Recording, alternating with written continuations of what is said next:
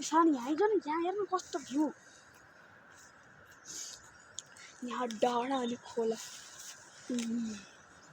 national जियोग्राफीमा देखिने जस्तो view त्यो डाँडा पनि ऊ त्यो बाख्रा चराउँदै होला यो खोलामा बाख्रा ओइ बाख्राले खोलाले लग्यो कसरी डाँडा पनि यस्तो पऱ्यो यस्तो एजमा के यो डाँडाको एज हो कि यो होइन खोला त्यही हो कि लिटरली